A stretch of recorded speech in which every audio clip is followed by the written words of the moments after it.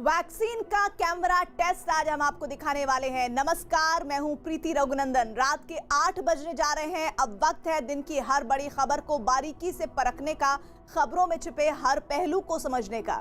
तो शुरुआत करते हैं कोरोना पर आज की सबसे बड़ी खबर के साथ। कोरोना को काबू करने के लिए दो वैक्सीन को मंजूरी मिल चुकी है और अब देश तैयार है कोरोना के खिलाफ आखिरी जंग के लिए। 13 जनवरी से देश में कोरोना का टीकाकरण अभियान शुरू हो जाएगा, लेकिन ये लड़ाई सिर्फ सरकार को नहीं लड़नी, बल्कि हमें भी सरकारी इंतजामों के साथ कदम मिलाकर चलना जरूरी है। आपको क्या करना है, इसके लिए ये जानने के लिए न्यूज़ 18 इंडिया के संवाददाता खुद उस प्रक्रिया से गुजरे जिनसे होकर आने वाले दिनों में आपको भी गुजरना होगा। कैमरे पर दर्ज इस प्रक्रिया को देखना आपके लिए बेहद जरूरी है।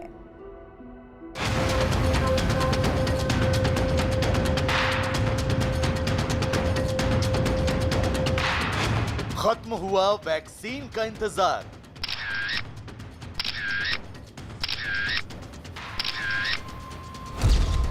तेरह जनवरी से लगेगी वैक्सीन। हम सीधे अंदर चलते हैं और देखते हैं कि क्या प्रोसेस है यहाँ पर, किस तरीके से टीकाकरण यहाँ पर दिया जा रहा है। 2 घंटे में होगी कोरोना की हार। जिस खबर का इंतजार था वो आ ही गई। कोरोना के खिलाफ आखिरी जंग 13 जनवरी से शुरू हो रही है। फिलहाल स्वास्थ्य कर्मियों और फ्रंट लाइन वर्कर्स को वैक्सीन लगाने का काम शुरू होगा।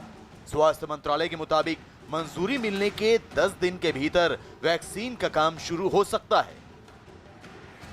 जिस भी दिन हम चाहेंगे EUA के 10 दिन के भीतर हम उसको EUA का अर्थ है इमरजेंसी यूज ऑथराइजेशन, ये बोलचाल की भाषा में शब्द प्रयुक्त होता है।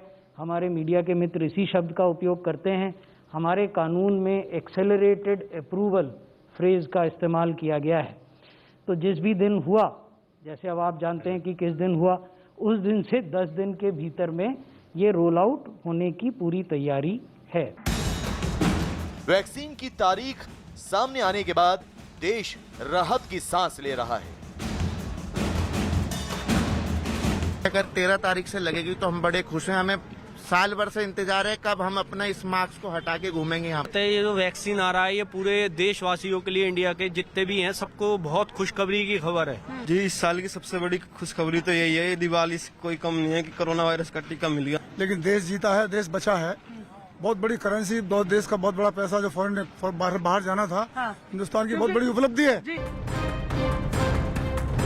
नोएडा का ये सरकारी अस्पताल कोरोना के खिलाफ आखिरी जंग की तैयारी में जुटा है।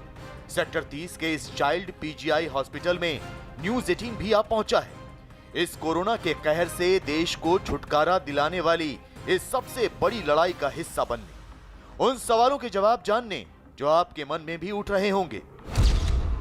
मसलन, कैसे लगेगा कोरोना का टीका? टीका लगवाने का तरीका क्या है? टीके के लिए आपका नंबर कैसे आएगा? टीका लगने के बाद अगर कुछ हुआ तो क्या होगा? यानी जितनी उम्मीद उतने डर भी हैं। तो आपका डर दूर करने के लिए ड्राई रन के दौरान नोएडा के इस अस्पताल में पहुंचकर न्यूज़ 18 संवाददाता अमित सिंह ने आपके लिए किया है टीके का कैमरा टेस्ट।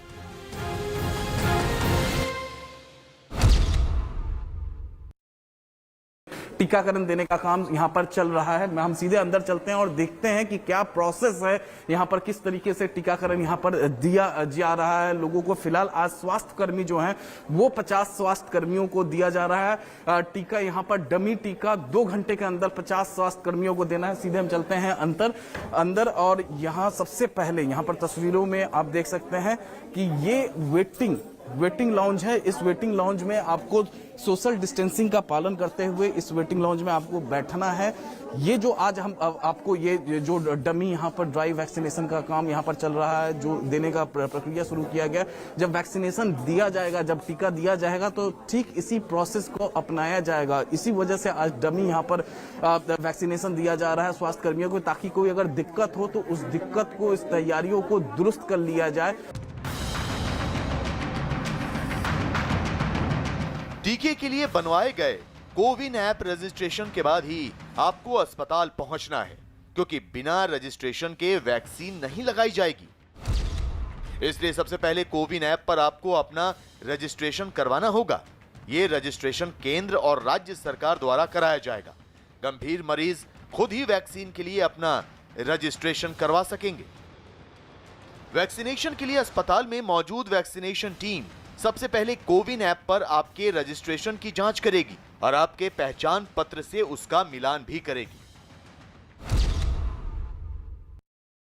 ये सबसे पहले यहाँ पर जो है हमने अपना आई कार्ड दिखाया, इन्होंने अपने उसमें देखा। उसके बाद ये ऐप में भी आप चेक कर रही हैं, ये ऐप है, ये ऐप है को/विन ऐप है। यहाँ पर मोबाइल नंबर वगैरह लिखा हुआ है, यहाँ पर तस्वीरों में आप देख सकते हैं। तो फिलहाल यहाँ पर रजिस्ट्रेशन कराने के बाद अभी भी हम यहाँ बैठे, चूंकि अंदर लोग हैं, अभी लोग हैं, आप बैठ सकते हैं यहाँ पे, तो 2 मिनट बैठते हैं। तो फिर उसके बाद रजिस्ट्रेशन करने के बाद भी हम यहाँ पर बैठे इसलिए हैं क्योंकि जो टीकाकरण सेंटर है V1 सेंटर, जहाँ पर टीका दिया जा रहा है, वैक्सीन दिया जा रहा है, वहाँ पर अंदर पहले से ही लोग हैं। रजिस्ट्रेशन के लिए 15 दस्तावेजों को मान्यता दी गई है।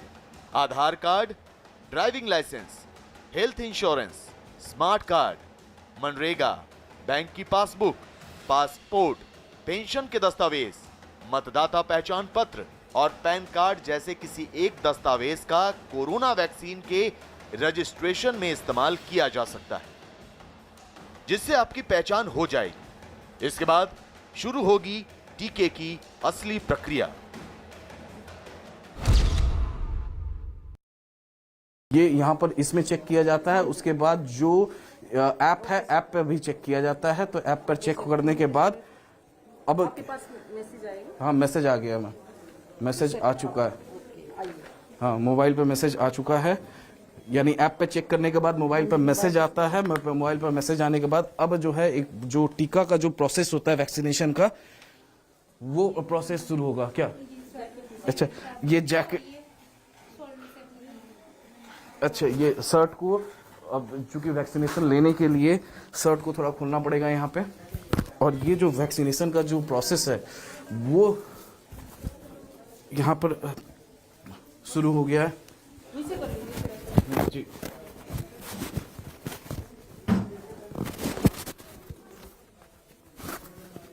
अब ये वैक्सीनेशन देने का यहाँ पर प्रोसेस हो रहा है।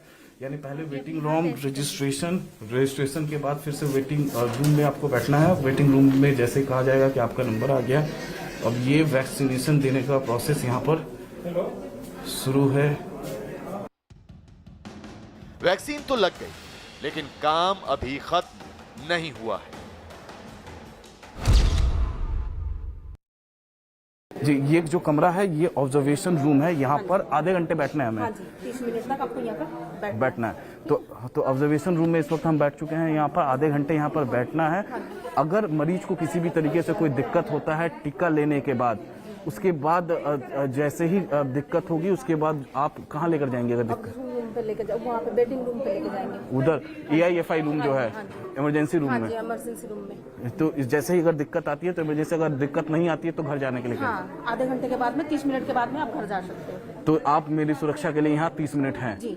तो ये इस तरीके से 30 मिनट ये मेरे साथ ही रहेंगी यहाँ। वैक्सीन लगने के बाद अगर मरीज को कोई दिक्कत नहीं है तो वो घर जा सकता है, लेकिन सरकार ने इस बात के भी इंतजाम किए हैं कि अगर टीका लगने के बाद परेशानी महसूस हुई तो फौरन इलाज किया जा सके। उसके बाद ये है AEFI मैनेजमेंट रूम, जहां पर दिक्कत होने के बाद यहाँ पर आया जाता है। सब घबराहट हो रही, सिस्टर को बताया था मैंने। इसमें जी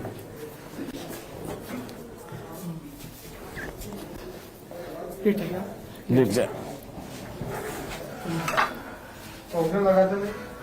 तो टीका लेने के बाद जब दिक्कतें होती हैं और जैसे ही यहाँ पर कहा जाता है कि ये दिक्कतें आई हैं, घबराहट हुई हैं या फिर और कोई भी दूसरी दिक्कतें आई हैं, तो उसकी तरीके से यहाँ पर जो इमरजेंसी सुविधाएं यहाँ पर हैं, ऑक्सीजन, इसके अलावा यहाँ पर आप देख सकते हैं तुरंत आपका ऑक्सीजन लेवल चेक किया जाता है। इसके अलावा जो दूसरे पैरामीटर्स होता है वो तमाम चेक करके उसके बाद मरीज को कंफर्टेबल जोन में लाया जाता है।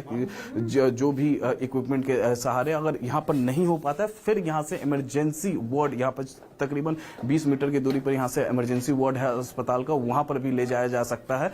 तो इस तरीके का ये पूरा प्रोसेस है। अगर टीका लगने के बाद मरीज को परेशानी होती है तो उसकी जांच के बाद उसे अस्पताल में भर्ती भी किया जा सकता है। जैसे वैक्सीनेशन के बाद में अगर पेशेंट को कोई भी दिक्कत होती है, कोई भी रिएक्शन होती है, तो यहाँ पे पहले पेशेंट को स्टेबल यहाँ पे किया जाएगा, उसके बाद में इमरजेंसी में शिफ्ट किया जाएगा। यहाँ पे इमरजेंसी की सारी सुविधाएं उपलब्ध हैं। न्यूज 18 के कैमरे पर आपने देखा कि कैसे पुख्ता इंतजाम के साथ देश कोरोना से जंग के लिए तैयार है, लेकिन इस बड़ी लड़ाई को लेकर सियासत का खेल भी कैमरे पर ही खेला जा रहा है।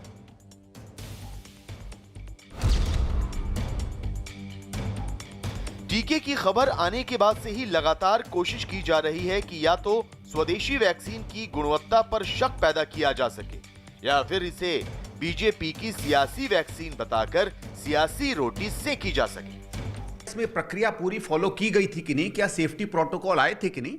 तो मैं विनम्र निवेदन करूंगा सरकार से और कंपनियों से कि लोगों की शक को अगर कोई भी है, जेन्युइन है नहीं है, उसको दूर करने के लिए आप केवल बात लोगों के सामने रखें, सिर्फ इतना है। लगता है कि भारतीय जनता पार्टी अपने घर पर वैक्सीन नहीं बना रही है, इस काम को देश के साइंटिस्ट ही करते हैं।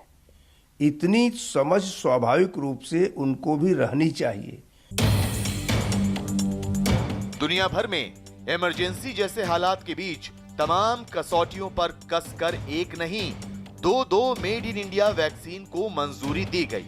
प्रधानमंत्री से लेकर तमाम देशवासियों ने इस पर गर्व जताया, लेकिन कोरोना को हराने की वैक्सीन वाली आहट से समाजवादी पार्टी के कान खड़े हो गए और अखिलेश यादव ने वैक्सीन की पार्टी तय कर दी। मैं तो नहीं लगवाऊंगा अभी वैक्सीन, मैंने अपनी बात कह दी, और वो भी बीजेपी लगाएगी उसका भरोसा करूंगा मैं? अरे जाओ भाई, अरे अपनी सरकार आएगी सबको फ्री वैक्सीन लगेगी, हम बीजेपी का वैक्सीन नहीं लगवा सकते। यहीं से विवाद की शुरुआत हुई। अखिलेश के बयान पर बीजेपी ने हल्ला बोला। देखिए, जिनकी मंद बुद्धि है, जिनको भारत की वैज्ञानिकों पे भरोसा नहीं है, जिनको भारतीयों की शक्ति पे भरोसा नहीं है, ऐसे बेबुनियाद बात ये सब करते हैं। वैक्सीन हमारी वैज्ञानिकों की और हमारी मेडिसिन बनाने वाले कंपनियों की जो भारतीय है उनकी विशेष उपलब्धि है। प्रधानमंत्री जी ने वैक्सीन थोड़ी तैयार किया, प्रधानमंत्री है मेरे, लेकिन वो रिसर्च लैबोरेटरीज का प्रोड्यूस है, उस पर कोई ऑथरशिप नहीं होना चाहिए। असल में क्या होता है ना, इतनी डिवाइडेड पॉलिटी है कि कोई चीज जिसके लिए संवेदना के दृष्टिकोण से चीजों को देखना चाहिए, उसको भी राजनीतिक चश्मे से देखते हैं। मैं तो नहीं लगवाऊंगा अभी वैक्सीन। अखिलेश के बयान का पोस्टमार्टम शुरू हुआ तो समाजवादी पार्टी सफाई के लिए सामने आई, लेकिन सफाई देने वाले भी सियासत से बाज नहीं आए। यकीन ना हो तो सुन लीजिए। देखिए, जब से मोदी जी आए हैं ना, वो हर चीज को राजनीति कर देते हैं। अगर चाहे कहीं पे सर्जिकल स्ट्राइक हो रही है तो लगता है कि मोदी जी ने या उनकी कैबिनेट ने जाकर किया है। कहीं पे कुछ साइंटिस्ट बड़ा काम कर रहे हैं तो ऐसा वो दिखाते हैं कि जैसे उनकी पार्टी ने किया है, तो एक भ्रम पैदा करते हैं। इसलिए अखिलेश जी ने ये बात किया। लेकिन वैक्सीन पर ऐसा सुर केवल समाजवादी पार्टी का ही नहीं, वैज्ञानिकों की मेहनत और दुनिया की उम्मीद का मजाक उड़ाने में कांग्रेस तो वैक्सीन को लेकर अपना ही कंफ्यूजन दूर नहीं कर पा रही है। राजस्थान के मुख्यमंत्री अशोक गहलोत ने ट्वीट करके वैक्सीन का स्वागत किया था। हम अपने वैज्ञानिकों, रिसर्चर और भारत बायोटेक और सीरम इंस्टीट्यूट ऑफ इंडिया को वैक्सीन बनाने के लिए बधाई देते हैं। आजादी के बाद से हम विज्ञान और तकनीक में बहुत तरक्की कर चुके हैं। देश के तौर पर कोरोना की वजह से हमने बहुत कुछ सहा है। अब मैं बहुत खुश हूं कि हमने भारत में वैक्सीन बना ली है। इस सियासत का सबसे ज्यादा दर्द उन वैज्ञानिकों को है जिन्होंने कड़ी मेहनत से वैक्सीन तैयार की है। In India, we do all systematically, 200% transparent, 200% honest clinical trial, and we get a bashing from everybody. Everybody in the news media gets into bashing on us. That's not right for us. Please help as a scientist to survive. I want startup to survive in this country, and I want innovation to survive in this country. We have done a wrong, please point out. But why is it you don't question the UK trial? Nobody want to read that because Indian scientists are easy.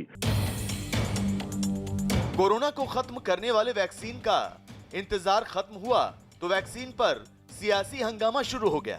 सेना के पराक्रम से लेकर वैज्ञानिकों की क्षमता पर शक करना सियासत की मजबूरी नहीं हो सकती। इस बात का ध्यान सियासत करने वालों को रखना ही होगा।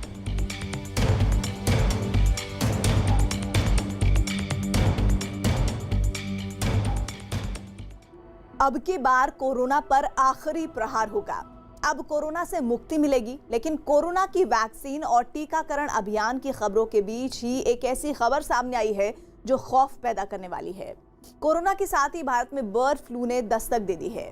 देश के 6 राज्यों में बर्ड फ्लू की आहट ने सरकारी मशीनरी को अलर्ट कर दिया है। बताएंगे आपको इस बर्ड फ्लू की खबर से जुड़ा हर सच एक छोटे से ब्रेक के बाद।